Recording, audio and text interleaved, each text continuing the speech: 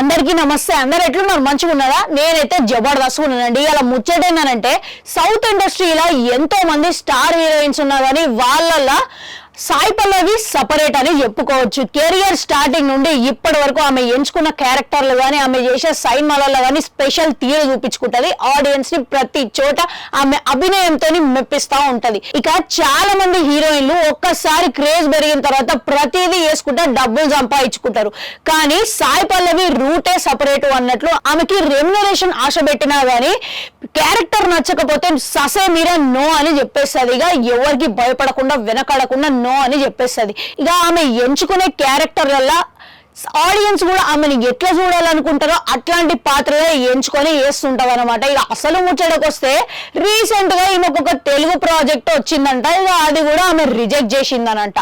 ప్రస్తుతం అయితే తండేల్ సినిమాలో ఈమె నటిస్తున్నది. ఆ తర్వాత ఏ తెలుగు సినిమా కూడా సైన్ చేయలేదు. ఇక రీసెంట్ గా ఈమెకి పెద్ద ఆఫర్ వచ్చిందంట. కానీ క్యారెక్టర్ నచ్చక నో చెప్పిందని టాక్లు అయితే వినబడుతున్నాయి. ఇక చాలా మంది హీరోయిన్లు అడిగిన రెమ్యునరేషన్ ఇస్తే చాలు ఏ క్యారెక్టర్ అయినా వేసేందుకు రెడీగా ఉన్న బామ్మలు కొందరు అయితే క్యారెక్టర్ నచ్చితేనే చేస్తాము అనే బామ్మలు కూడా ఇంకొందరు ఉన్నారు. వాటిల్లో సాయి పల్లవి మొదటి స్థానంలో ఉన్నదని చెప్పుకోవచ్చు అనమాట. ఇక ఆమె గ్యాప్ ఇచ్చినా సరే ఆమె లేట్ వచ్చిన లేటెస్ట్ వస్తుంది అనే టైంలో ఆడియన్స్ ని మెప్పించుకుంటా ప్రతి క్యారెక్టర్ లా ఆమె టాలెంట్ తోని అభినయంతో చేసుకుంటా సపరేట్ ఫ్యాన్ బేస్ ని క్రియేట్ చేసుకోగలిగింది.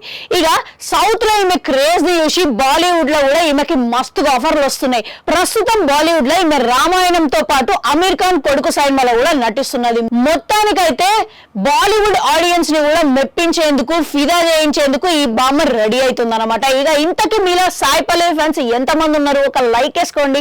అట్లనే సాయి పల్లవి సినిమాలలో ఏ సినిమా కోసం మీరు ఎదురు చూస్తున్నారు అనేది కామెంట్ సెక్షన్ లో కామెంట్ పెట్టుర్రి. అట్లనే 1 గంట ఉంటుంది, అది కూడా నొక్కురి. మళ్ళీ వస్తా.